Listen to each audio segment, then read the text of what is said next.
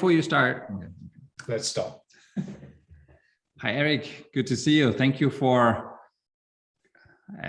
following the invitation to do a cross coaching today. Yeah, lovely. Looking forward to it. So what do you bring today? What do you want to explore, evolve, create? Thanks. I feel like I'm in a little bit of a foggy patch, and it's a good thing because I can see what's outside the foggy patch. And what I wanted to bring today was exploring what impact really means to me. And I think trying to work out whether what I'm doing is really the most impactful stuff that I could be doing. So it's a little bit of, am I saying no enough? Am I saying yes to the right things? And I have some ideas, but and it may be that where I get to is kind of what I'm thinking now, but I really appreciate this space to really test it and kind of get my gut feeling says yes, but I really want to pull it around and feel really confident about it. So that foggy patch, yeah, that resonated with me. What is, and you're in England, correct? You're in that's right. The island. So give me an experience picture of your foggy patch in nature. Where have you experienced a foggy patch in nature? Yeah, well, the one that comes to mind is when I was younger and my parents were taking me to swimming practice, and swimming practice would be 20-30 minutes drive away usually, and in a location near not far from here but nearby them, where the area, because of the location, was quite prone to fog. So yeah, the foggy patches I'm thinking about are like that. You kind of go, it was quite hilly, so you'd have rows, lots of trees around, fields, and then you kind of drive down into a dip, and it would be pitch black, usually in winter. That's what I'm associating it with. And you kind of, it's really, you kind of treading slowly or going slowly, and then there'll be, you rise up from the bottom of the hill, and then you reach the top, and then at some point it clears, and then it's really clear for a bit, and then you kind of go back into the dip and it's foggy again. So when I think about a foggy patch in nature, that's what I'm thinking of. So I know that there is, clearness at some point, and there's the trust in knowing that the road is there, the cat's eyes are there, the tree, the canopy of the trees is kind of there guiding you, and that's the image in my mind. Yeah. So, and when you sit in the car, how is what do you do when your parents are driving? What's the change in behavior when you reach a foggy patch? I'm much more alert. I guess I'm scared, but I know nothing will happen. Like nothing bad will happen. So there's a lot of trust and confidence, despite having those feelings of being anxious or scared, or not being able to see as far as normally. And you, with a really thick fog, you usually also go slower. You don't go at normal speed. Yeah. Yes. Yeah.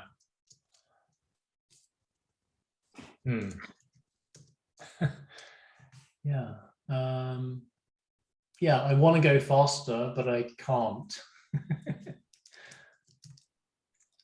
Yeah, there's some paradoxon in there. Get out this there's two sides to the coin. Yeah. Yeah. I mean, immediately I was thinking about, am I going slower because I'm in this metaphorical fog? Yeah. And what's the paradox on that foggy patch driving through that valley there? I think the paradox for me is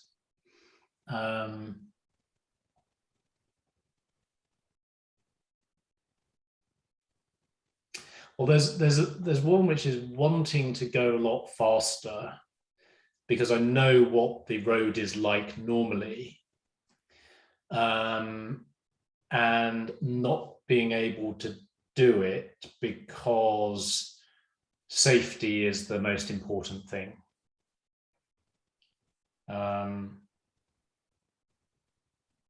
So I could go a lot faster, but that's taking a lot of, I think, unnecessary risk.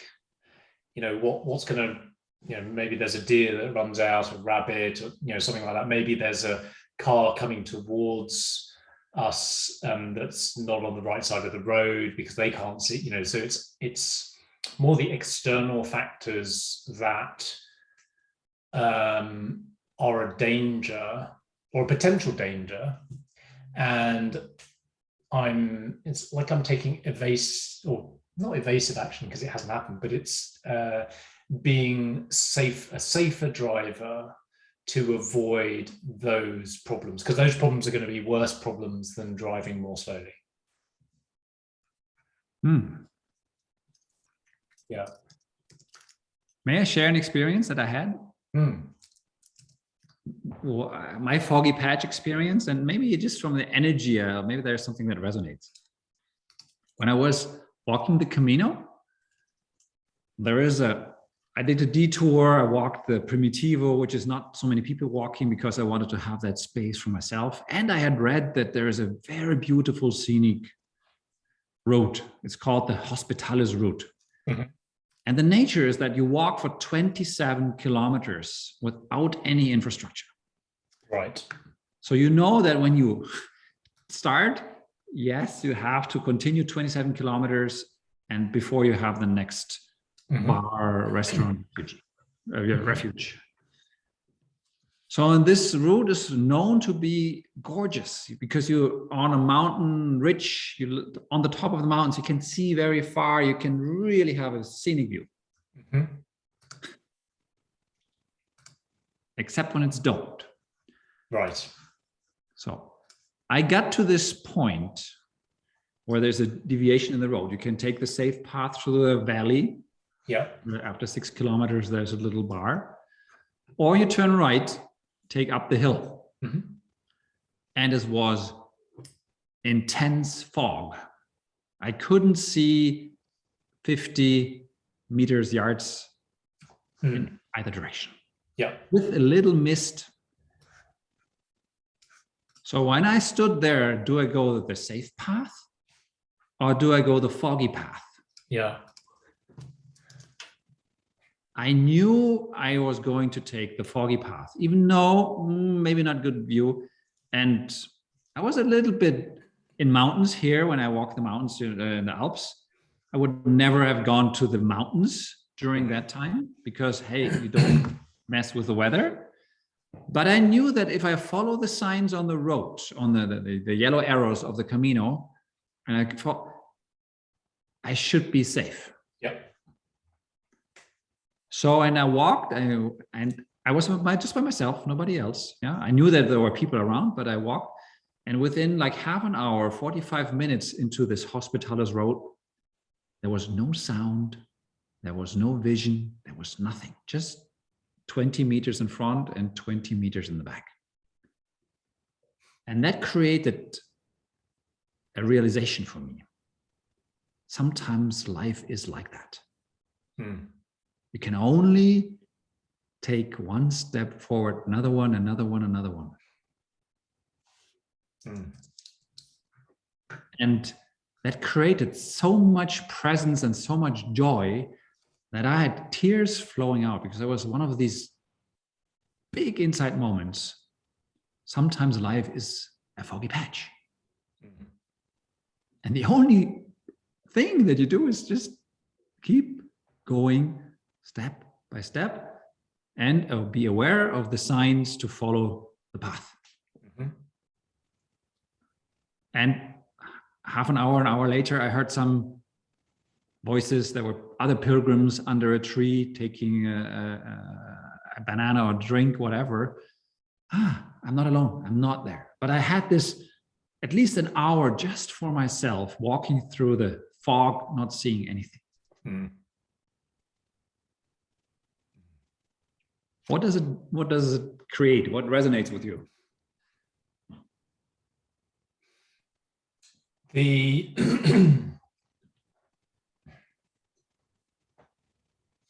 The sense of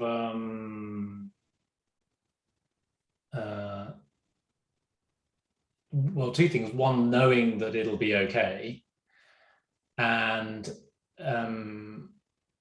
seeing or experiencing things along the way that only show up when you're on that path, when you're in that foggy patch. Yeah.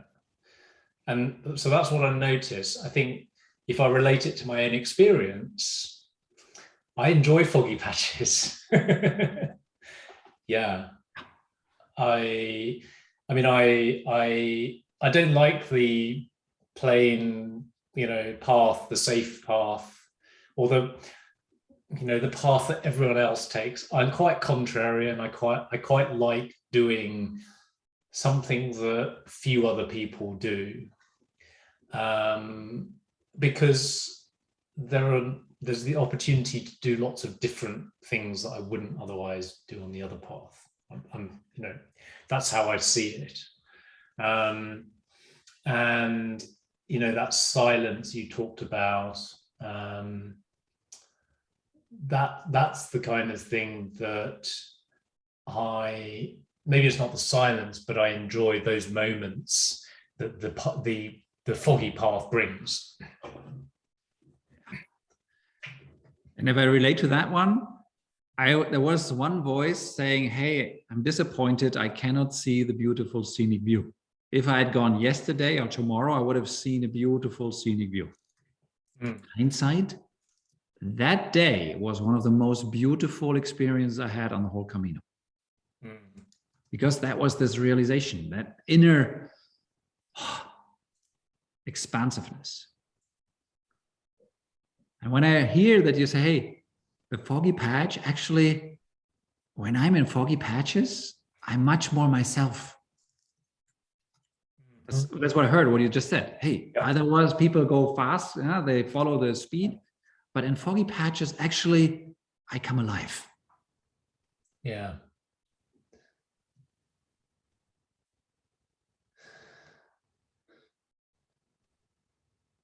I do. And so it's kind of, and this is interesting. I really wanted to bring this topic up because when I had my coaching session with Chris Joseph yesterday, impact was what came up. So today was a natural kind of flow on from that, in kind of honing a bit more on impact. And he was sharing yesterday the kind of circles of it, if you're in your comfort zone, your stretch zone, and then your panic zone. And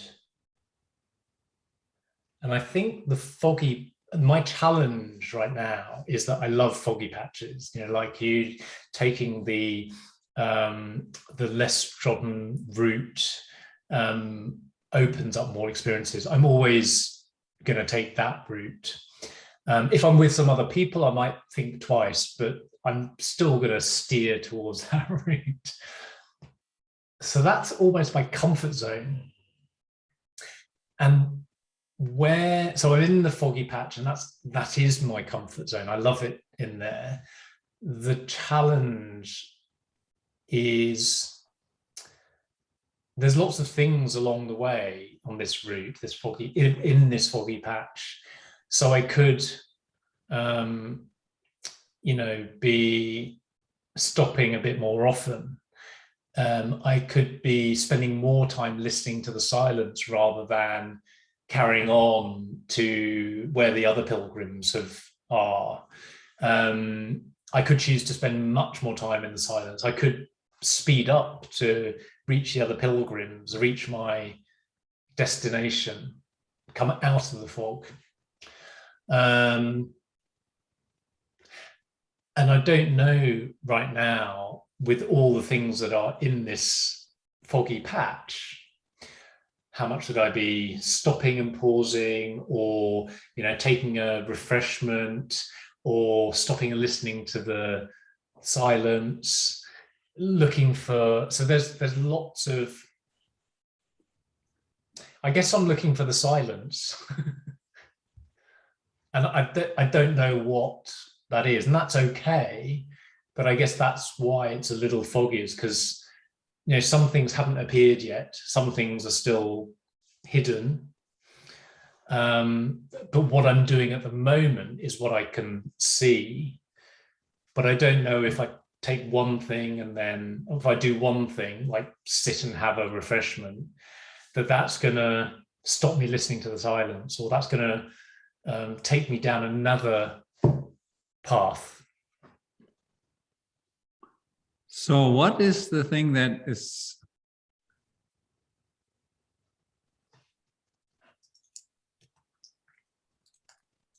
what is your yellow arrow? How do you know that you're on the right path, that you haven't left your path?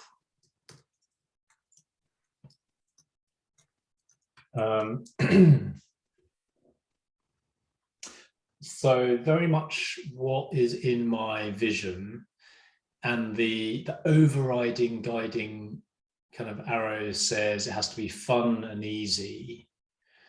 And really now that, I think I'd sum it up in saying making an impact.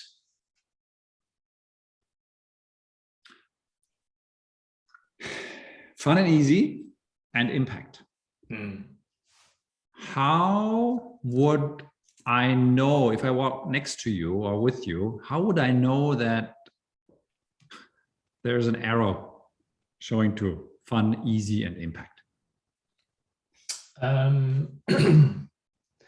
I'd be smiling. I'd have a really good feeling inside that what I'm doing is right.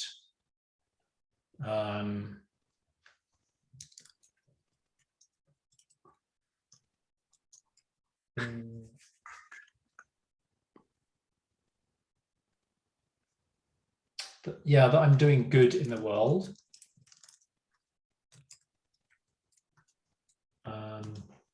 So those are all what I would be feeling, and it because I'd be smiling.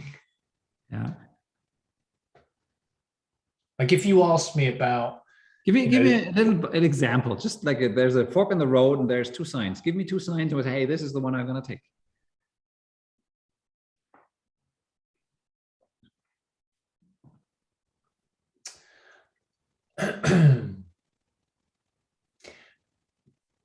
I think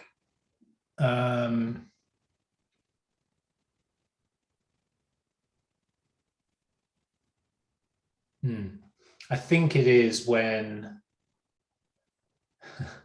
my heart tells me that it's the right path.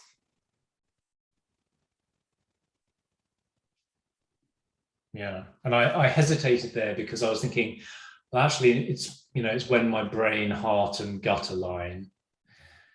But often they don't, and that's okay. But usually the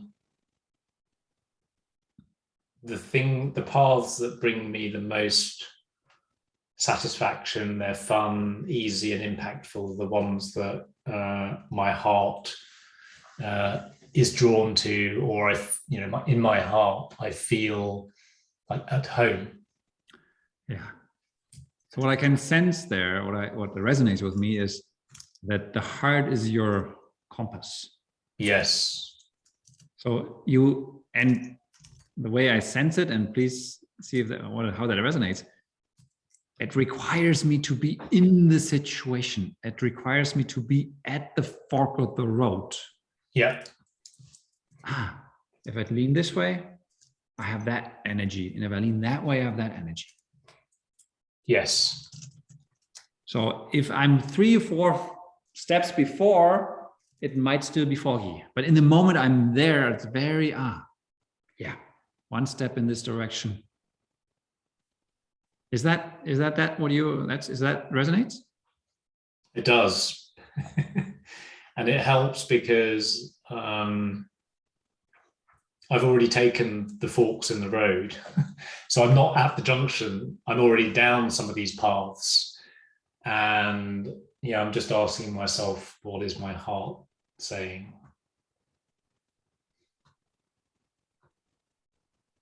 Hmm.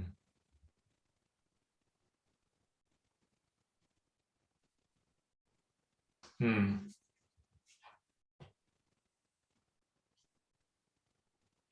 I think I need to unpack the actual problem, because and maybe it's not just my heart.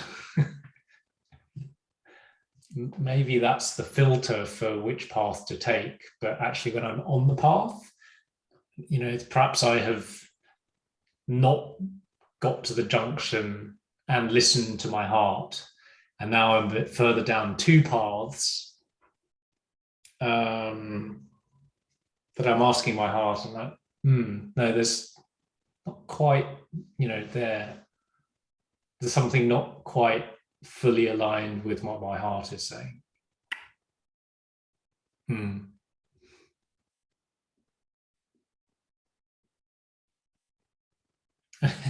it's this, which is, I set up a business with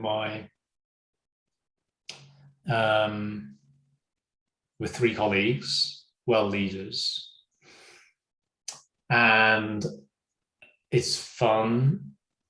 I wouldn't say it's easy, because we're learning how to work together.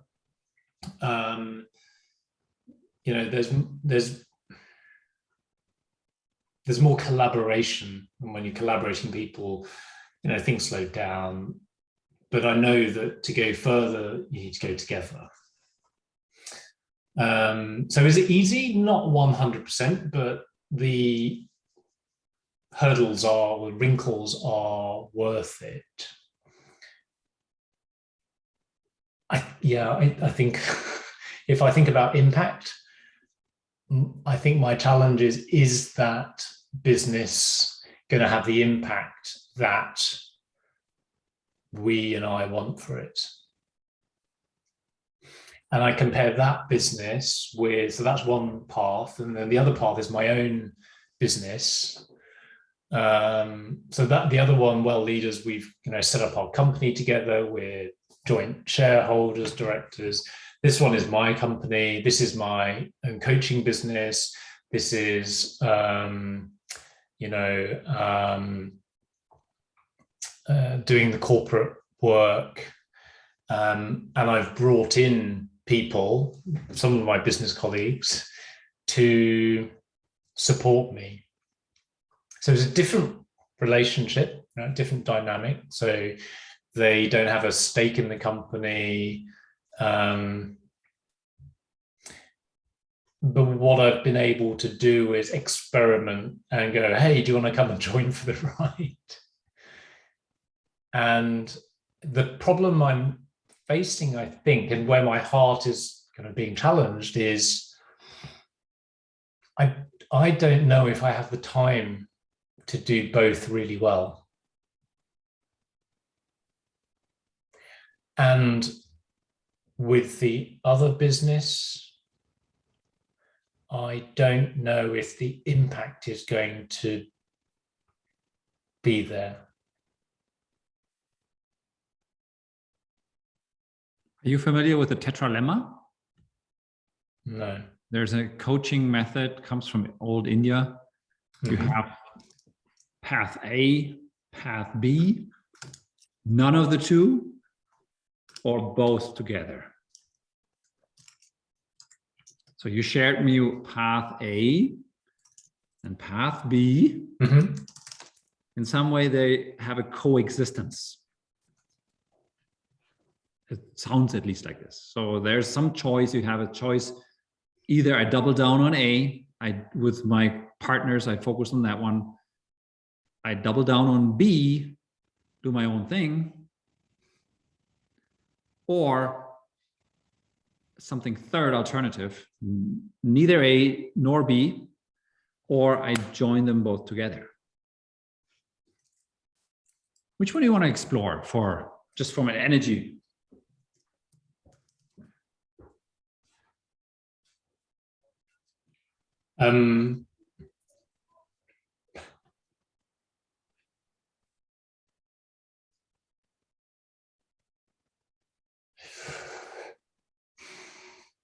Let's try both together.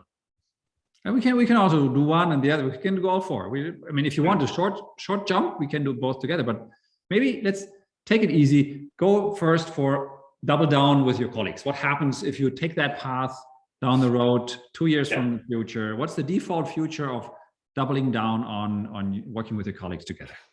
Yeah, well, leaders could be a success. I think my own coaching business would suffer. It would stop. I'd be coaching groups and doing things with well leaders. Energy? What's your energy level there? What do you call it? A sense? Okay. I'd say like 8 out of 10. 8 out of 10. There's an 8 out of 10. If that really double down, it's an 8 out of 10 energy. Yeah. Is anything where it's hey, I have to say no to this one that doesn't? So what could be a shadow side of that path?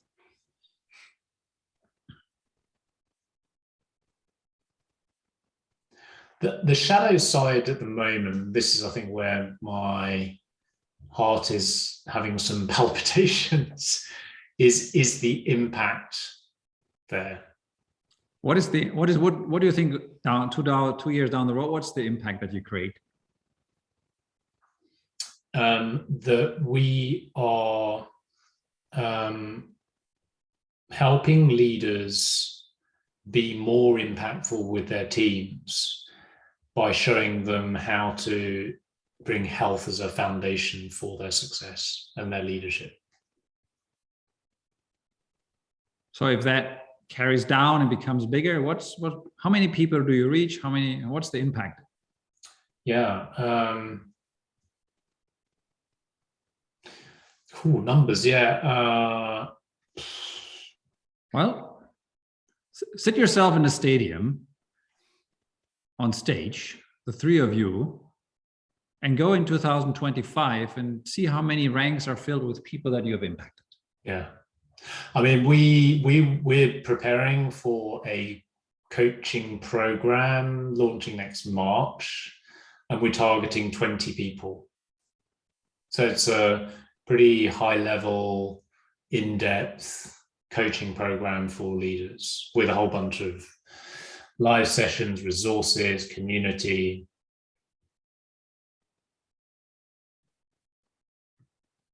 By the end of 2 years, it's almost the numbers don't matter, because as long as we are impacting at least one leader and they are then able to impact all of the people they're leading, our numbers in terms of the individual leaders we impact is less important for us. Yeah, but so I'd probably say by the end of 2 years, 100. So if you go 5 years and fill the stadium with all the first and second order consequence, how many people do you fit in the stadium? Oh, we'd fill the stadium. So is it a 15,000, or 20, or 50? Yeah. I'd like to think, let's say 100,000. So a big here, Rio de Janeiro, I think 100,000 people, right? Yeah. One of the biggest stadiums in there. So 5 years down the road, your impact through that program could reach 100,000 people, fill the stadium. Yeah. Just put yourself in the stadium and feel the energy, the gratitude, the joy, the happiness, the impact that these people have received through your boldness, activity, action. Mm.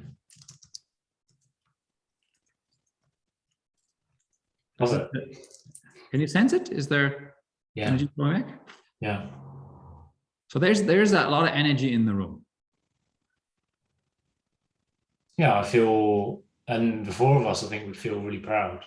Yeah, or the four of you. Sorry. Yeah. Okay, let's have that sit there. So we have that stadium of 100,000 people full of energy. Mm-hmm. Let's look at the other plan B, your option B, where you double down on your individual on your individual coaching. Yeah. What happens there 5 years down? Oh, I think I'm two streams. One, I'm impacting leaders. I'm impacting people with chronic conditions, and I'm impacting teams in corporates. High-performing teams in, well, not necessarily corporates, but high-performing teams, small high-performing teams.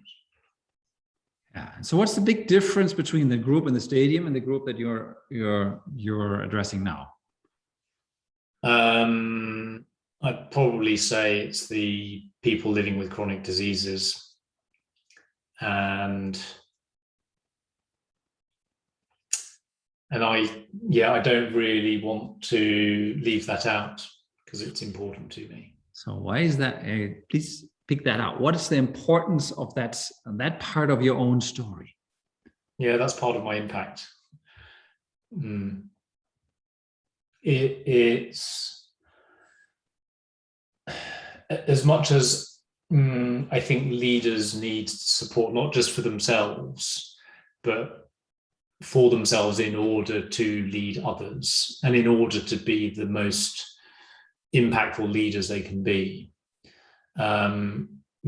Just learning the things you learn in an MBA, or how you manage human resources, how you talk to people, that's to my philosophy, it's not enough. If you have health as a foundation, it takes all of that and really supercharges it.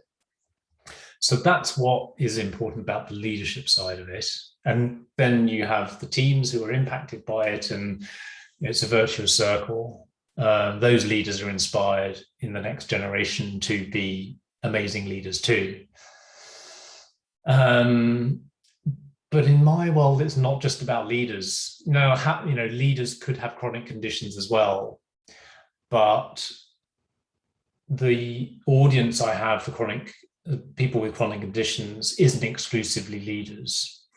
And I think there's part of me that wants to help a wider group than just leaders, and the people with chronic disease, so hypertension, blood pressure, high blood pressure, heart disease, diabetes, autoimmune conditions like what I have, because I've seen how health impacts, can reverse, slow down, stop chronic disease progressing. That's really powerful, and that's giving life to people, giving hope and life to people with chronic diseases. Now the leaders get the hope and life as well, but particularly for people with chronic diseases, there's an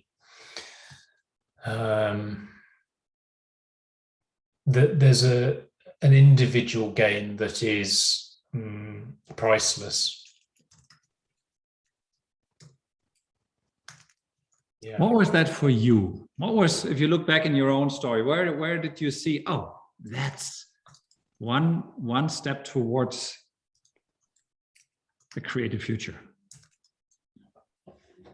Yeah, I mean, for me it was once I realized what I could do to improve my health.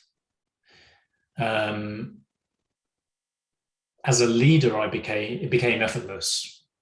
It really just, I could deal with difficult people. I wasn't tired during the day. I had energy.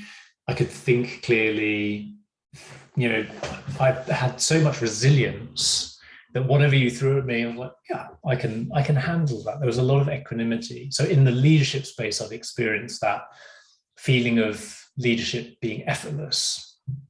Yes, you continue to work hard, but that effort is also the work is joyful. Yeah. And maybe just from a wording, play with it. You said earlier easy, but when you say effortless, it gets a total different energy around it. Yes. For you, easy is doesn't really spark you. Effortless, that has almost like a cheekiness to it. Yeah. Yes. Hey, there's a little street smartness to that. You're absolutely right. I'm glad you spotted that, because the things that I've used as my guide and my vision has been, working with a core team of colleagues in, a leading health and wellness coaching business, which is fun and easy and impactful. And actually, it's not easy; it's effortless. Yeah. That notches up the energy like this. Yeah. And then for the folks with chronic diseases, it's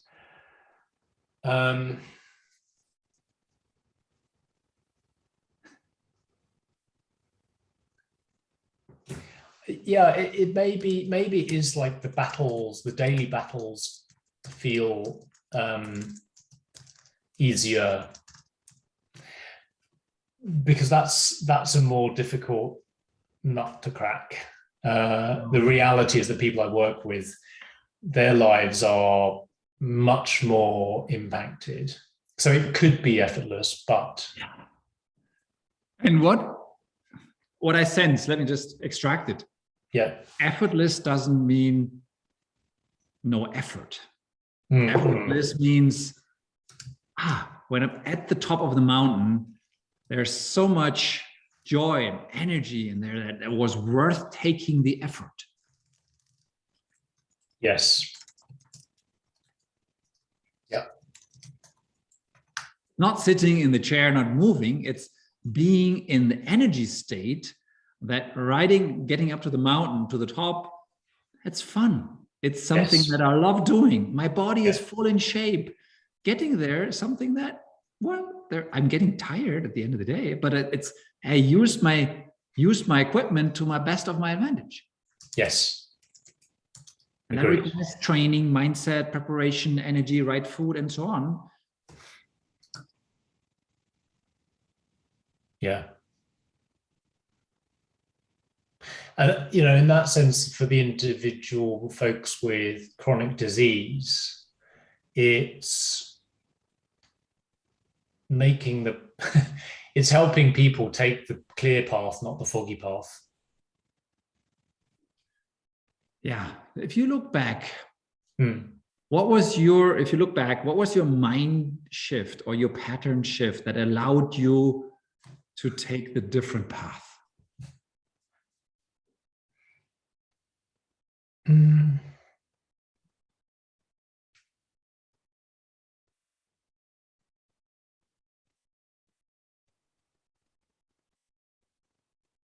It was, I can't believe I haven't found this solution before, but it really works. And it's not as difficult as I thought it was going to be. Can you lean into the uneasiness in that statement? What is the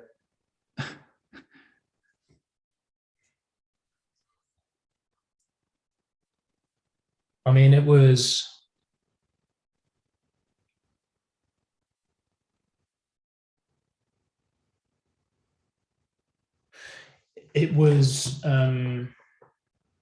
I've been doing things wrong.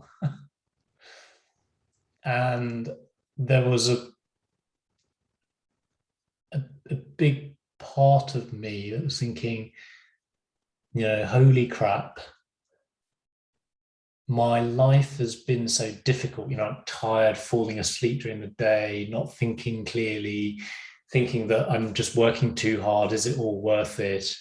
And then realizing that the root cause of those problems wasn't work. It was all of the lifestyle things that were in my control, and food, what I ate, what I didn't eat, was the biggest one. So it was a head slap. And it was like, oh my God, is it just this? Is it so simple? Is it so simple? Yeah. Exactly.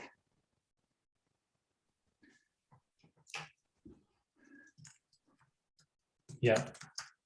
And it's interesting because as I'm revamping my website at the moment, one of the things I am promoting as my kind of authority is I make things simple. Simplicity is what I bring. That's my kind of super strength. It feels effortless. It might be totally complex, but if you have the right path through it, it becomes effortless. Simple. Yes. Yes. Yeah. Yeah. And let me voice out what I sense there. There's something almost if you then at some point you were willing to give up the mind, the mind leading the path. Were allowing yourself to drop in, and at that moment your heart was able to, okay, why don't we go this way? Is that something like that?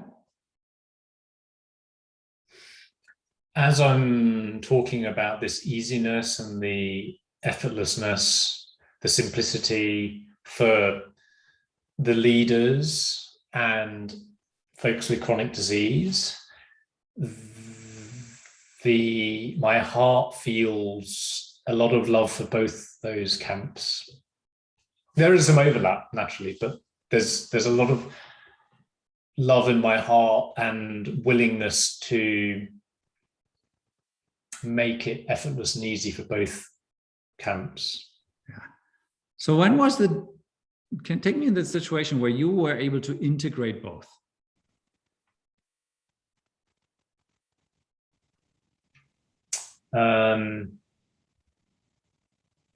So I kind of found out about functional medicine. I started, this is 2013. I started implementing, simple things like, just watching what I ate, stopped having grains. I actually cut out gluten. And the driver was that I had psoriasis and autoimmune condition. The drugs stopped working. My skin was getting worse. And so it wasn't actually doing things to reduce my tiredness or, my frustration at work. It was actually trying to solve my health issue, psoriasis. And I resolved that, so I don't have psoriasis anymore. And that really was largely 80% was just avoiding the things that don't suit me. And it probably took 1.5 years of doing that to finally see it. And then all the benefits came with it. Oh, I have so much energy at work. I had a late night last night, but I'm waking up feeling actually not too bad. Rather than that kind of drudgery and difficulty of kind of getting through the day. So that was the turning point. And then that was how being a leader became effortless. May I ask you is there a day where the dominoes tipped, or was that a constant slow change? It was a constant slow change, because I think I was really focused on getting rid of my psoriasis or resolving my psoriasis. And that's not something that happens overnight. So, I noticed a big improvement in 3 months, but it wasn't like there was a switch. So it was a slow burn. But I know that, with clients I've worked with, when people address what they eat, then you can experience changes within a week, within 2 weeks. Yeah. I sense something. I cannot really grab it yet, but there's something there. I say, hey, there was your intuitive radar that helped you to make that change.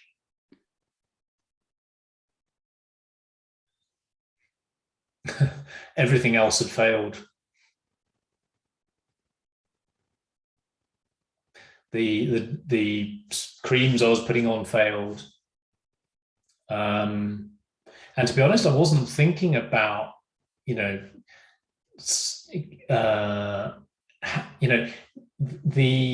the sleepiness, the not able to think clearly. I just put it down to being tired and, work, right? Rather than, I was working too hard. Work was too stressful, rather than. So it wasn't the outside, but it was the inside that changed.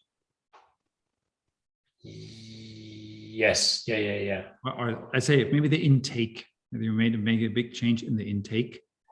Yeah. Else.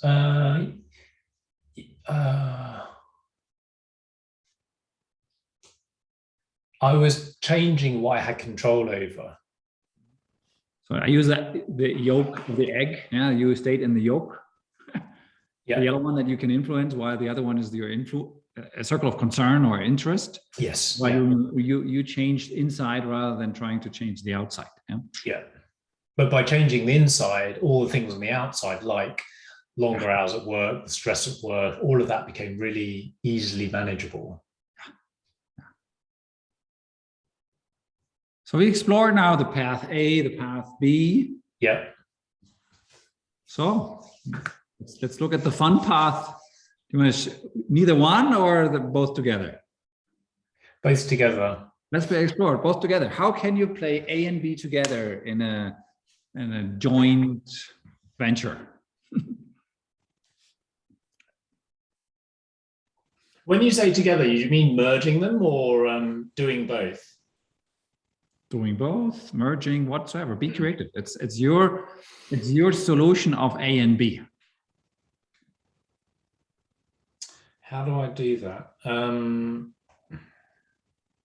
No, let me slow it down. Yeah. How am I being that? How am I being that?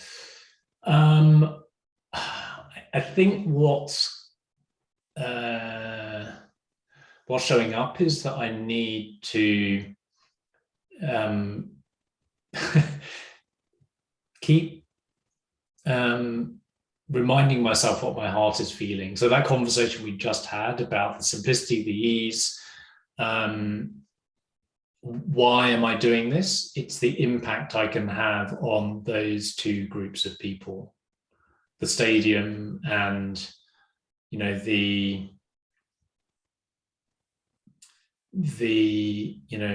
people who might be reversing their chronic diseases because I'm helping them change.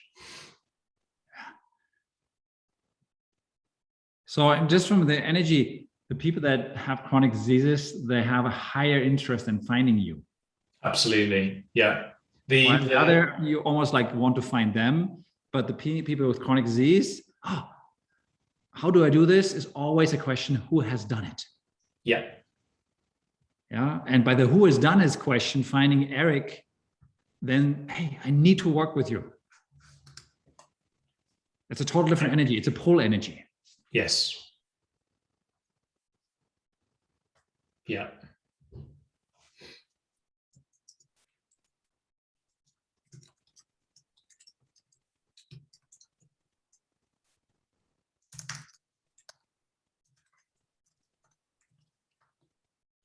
Yeah.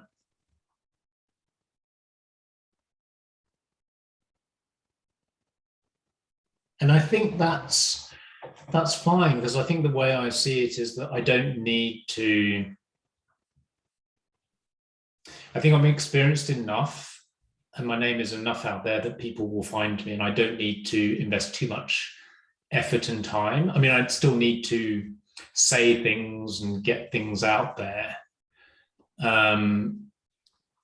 But success is not going to be measured by how much I'm doing advertising or anything like that. And I'm also looking at, working with charities to have that impact, the greater impact. So rather than sort of seeing one patient at a time, seeing a number of them all together, because they have the same challenges. And actually that involves less promotion by me. It's, I'm kind of teaming up with someone who's doing the harder work. Yeah, you're doing your effortless piece. Yes. Yeah. Let them do the carrying of the luggage if they want. And yeah. So let's go play A and B together. Give me a scenario where you play A and B together.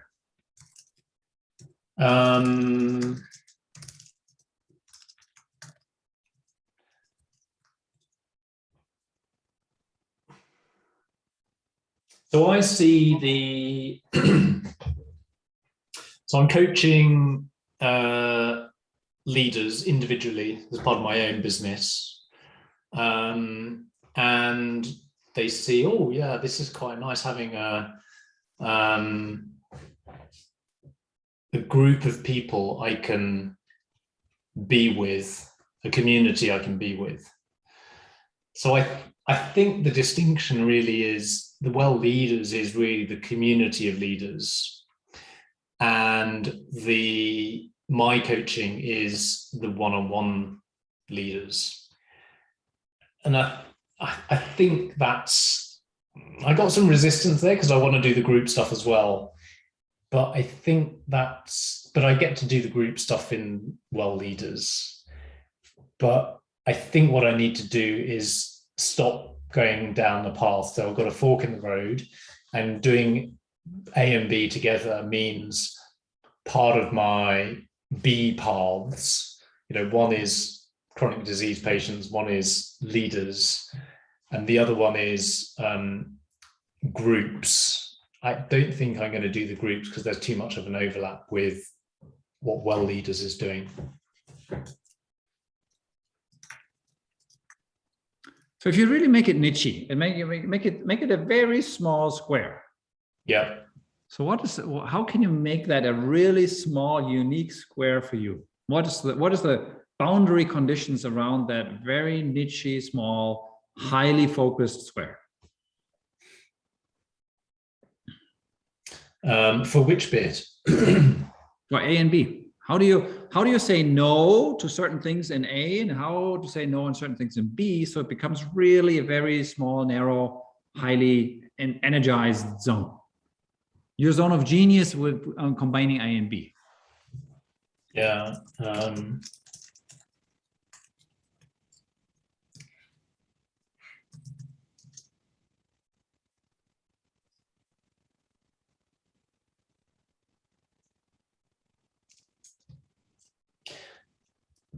The question that's coming to me is, the filter I have is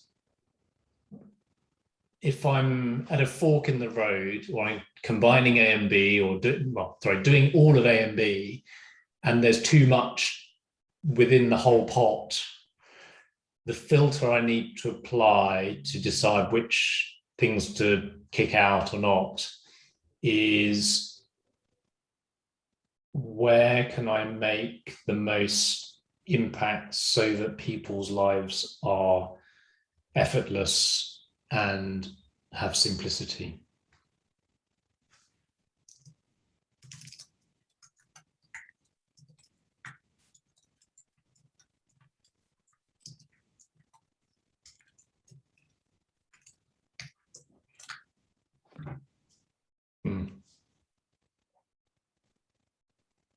And in that example of group coaching, I could do it in my own business, get my leaders together, bring them together, and do a bit like the project you started up, right? I could do that, but the group thing is already part of the plan for well leaders. So really makes more sense for me to pause on me as an individual doing groups in my business and carry on that with well leaders. So you could have well leaders create the infrastructure of running groups, and Yes. you in particular run the group that has the niche element. Hey, and if there's a leader that has something to do with chronic disease, fatigue, whatsoever, yeah, have them in my, because I'm the expert in that one. So I run leadership groups, and they have the condition that they have something that resonates with your expertise. Yeah. And if there's somebody else, that's okay. But filtering in the beginning, you might have others. But if you really filter hard for high level, 10s out of 10s. Yeah. Yeah. So how's the energy changing there?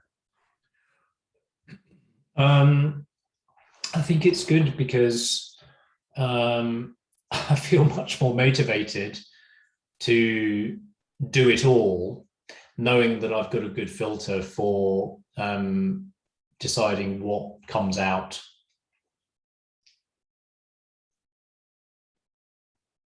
Because I was thinking, I think I'm at the point where I was hesitant about carrying on with well leaders, full stop. I was thinking, I think I'm stopping completely.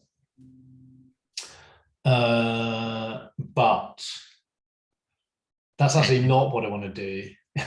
No, I think there's the option there, the opportunity there is to up level. What is the energy level that is fun, effortless, has an impact, and is created with simplicity? There's something creating simplicity around it. Probably is another frame that helps. Yeah. And it's good to remind me of these things, because as much as I am always just naturally looking for simplicity and so on, actually kind of stepping back and saying, is this simple enough? Is this in my zone of genius enough? Is this that's really helpful, because I think when I'm in the moment, I don't necessarily think in that way. So exactly, yeah. So how can I be in my zone of genius, or how can I create from my zone of genius?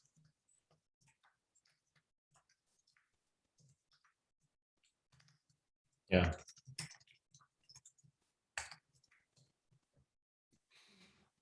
As you know that I like to play with the archetypes. Let's draw them in. I have a few of them here. I used them for another client earlier. Oh, yeah. This is the lover, or the harlequin, or the playfulness. Yeah? The lover. Yeah. You have the knight that uses the sword to create the world, destroys and creates, and also creates boundaries. That's the knight, the warrior. You have the ruler, the king or the queen, making decisions, going with clear, yeah, that's a yes, that's a no, making the decision of which path to take. And you have, on the fourth dimension, you have the magician, the person with the wisdom,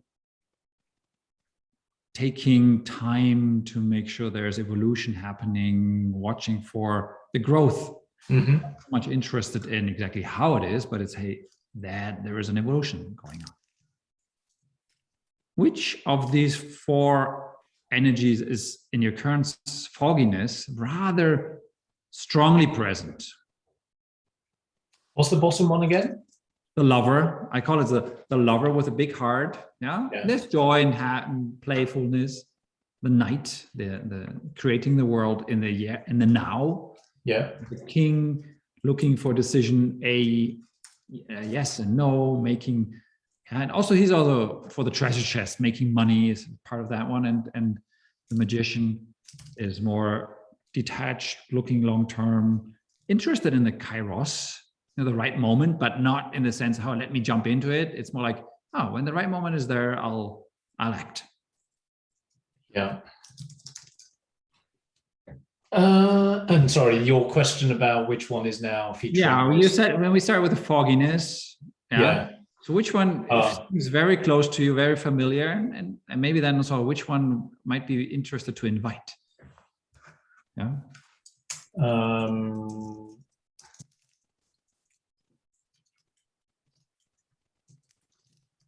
The most familiar one, the most comfortable one at the moment is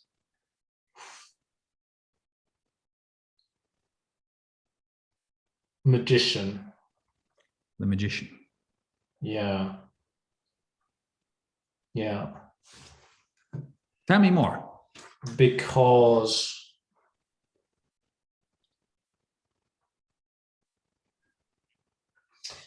what I'm doing now is always thinking about the longer term. It's kind of, I'm planning ahead. I'm thinking about what's in the fog, what's coming up. Is it going to be a success? Should I shut this down? Stop well leaders or stop my participation in well leaders and focus on my thing. So it's a lot of what if. It's like planning. So is that really the magician, or is that the ruler, the king? I don't know.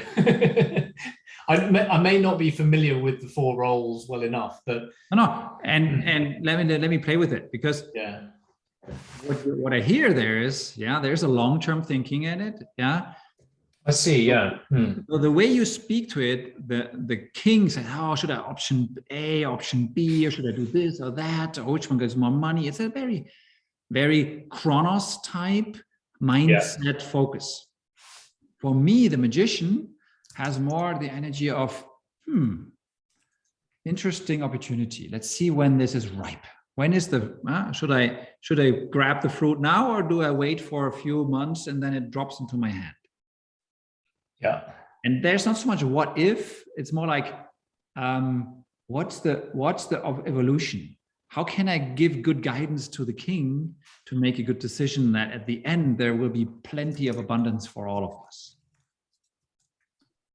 Yeah.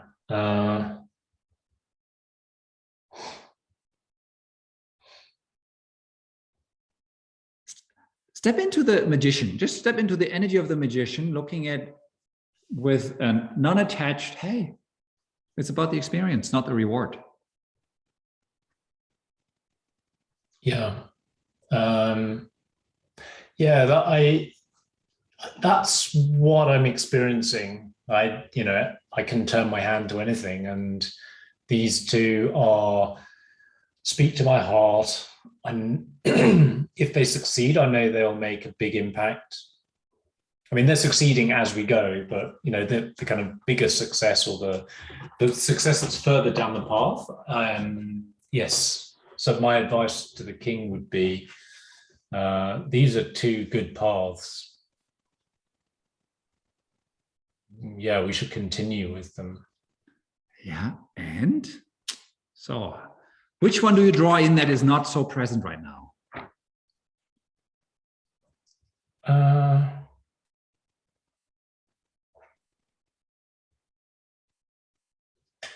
Probably the king, in terms of the making money, the deciding. I mean, I'm getting there today, but the king has not been featuring really, because it's kind of the magician going, yeah, let's do this and let's do this and let's explore that. So there's lots of creativity, lots of opportunities being created, lots of experimentation, reaching out to corporates and saying, hey, let's try this, reaching out to charities and saying, let's do that. There's a lot of playfulness and unattachment. Lots of playfulness. Yeah. So there's a lot of the fun and play, the lover energy is very creative. Yes. Yeah. So your challenge as the king is, what is the challenge as the king?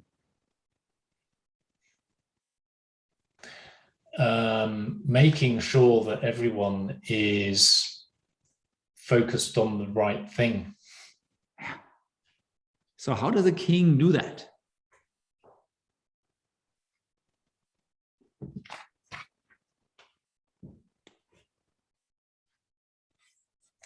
I think right now it's asking the question, so impact is one lens, but the current king's lens is where does the money come in along the current path, and prioritizing those.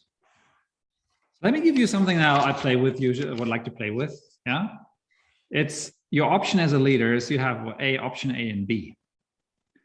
And as a good leader, as a good ruler, and sometimes it's a magician that you need there, it's actually you want to increase the options in the sense of widening the field. And then you need the power of the king. And what is the powerful word the king uses?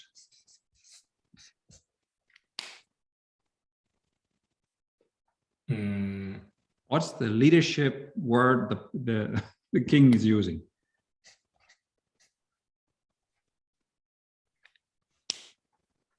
Power? No. Yeah. This is the role of the leader, of the ruler. Hey, we have so many options. This one no, this one no, and this one no. So all the energy goes to this. So we make it a very clear path. And the interesting thing is if you take from 2, doubling the options to 4, and then to decide which one to say no to, the force of the energy becomes much stronger because you have almost created all that energy that needs to go somewhere. And so the challenge of the king is to say no to all good options.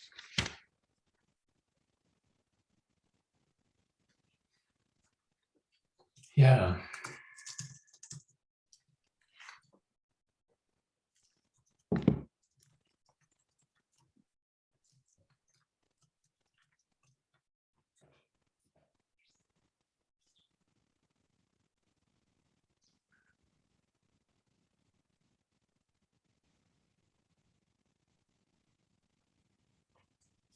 Yeah, well, I'm asking myself, what do I say no to? Yeah. And knowing that you're in a foggy patch, where is your no coming from?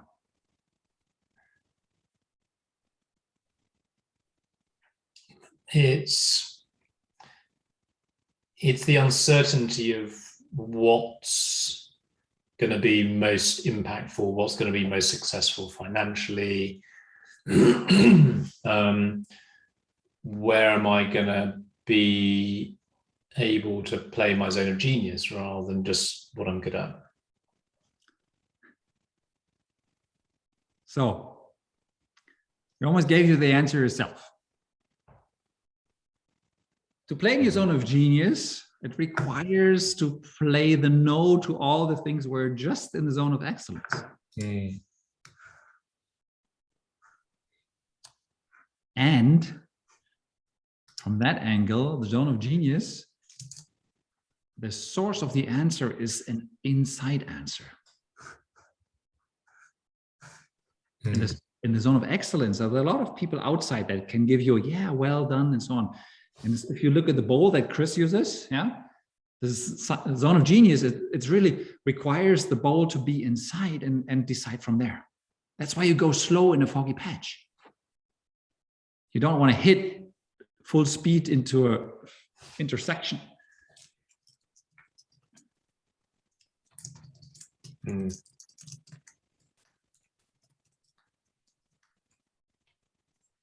Yeah, I don't know the answer to that yet. I need to think about what my zone of excellence is, or zone of genius is, rather. Exactly. Where are your zone of excellence and where's the zone of genius? Because the difference between the two from the outside is almost not recognizable. Though from the inside, it's, hey, this one I follow my heart. I am courageous to jump. I come from my heart. I take courage. Yeah. I might fail, but I do it nonetheless. Yeah. No penalty from outside, no prevention from outside, no protection from outside will stop me in doing that.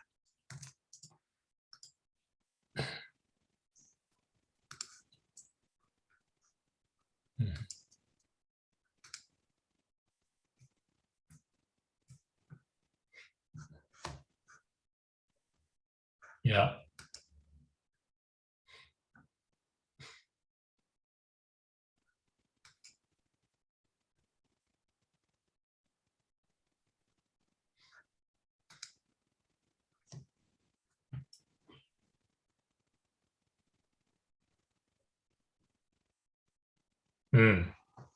I need to go back, and what's apparent to me is I'm not clear straight away what my zone of genius is. And what's really helpful is that I need to have that at the forefront of my mind so that I don't get into these situations where I am doing things in my zone of excellence without realizing it, and not and getting too far down those paths, and so going down 4 paths or maybe even 3 paths rather than the one main path, or in this case path A and path B, if they're both in my zone of genius. Yeah. Or creating in a nice way that it's leading into your zone of genius or coming out of your zone of genius. Yeah. And just from a side note, and to drop it so that for thinking, for simmering, good questions to ask. Where am I preventing penalty, self-sabotage? So penalty, yeah?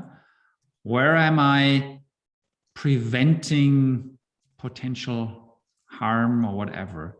And where am I protecting myself for playing too big?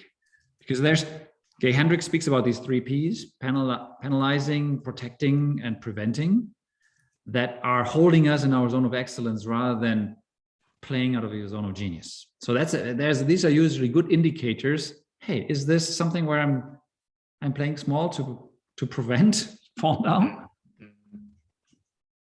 So just some simmering around that. Yeah. Well, Eric, how is the foggy patch right now? It's still foggy, but it's fine, because I know what like proceeding through the foggy patch is easy, because it's in my zone of comfort, being in a foggy patch. So my stretch zone is actually being intentional about what things I'm doing and making sure they're in my zone of genius. Yeah. You can be thankful for your foggy patch, I guess. There's even some gratitude around it that there's a foggy patch. Yeah. No, I like it. It's fun being in a foggy patch. I would be too bored otherwise. It would not excite me. So the fact that we're talking today is good, because I sense that friction, and it's an easy one to solve. Yeah, thank you. Maybe it's effortless to solve. Yeah, I think it is, and I know, my brain's already going to, because I was like, right, I've got some notes on this somewhere. I just need to refresh my memory and then come back to the things I'm doing that we've, shared with you today, and reapply the filter.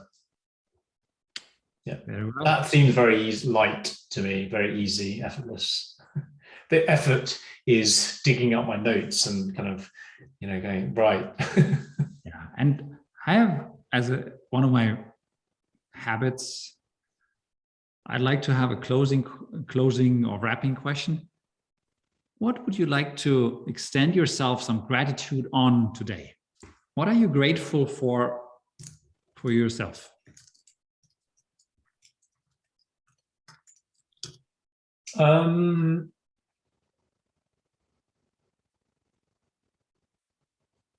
Yeah, two things. One, I'm grateful to you for reminding me of this, because it was, it's, and you've done it in a very playful and visual way, and I really enjoyed the mountain, and the visual really helped, and coming back to it really helped. So I'm very grateful for the journey that we've been on today. And then, for myself, I guess it's really honoring the time that, we set up, and showing up, and, unusually for me, coming to a coaching session with a topic, because I usually show up with a blank sheet. And so I surprised myself today. I was like, oh, I do have something that I want to focus on. So the fact that we got to, for me, the next step forward today is really helpful. Super. Thank you very much. Yeah. I really appreciate that you played with the fogginess, and I was really fun at extracting some of my pilgrimage experience. So yeah, that was lovely. Yeah, really nice. Thank you. Well, thank you. Well.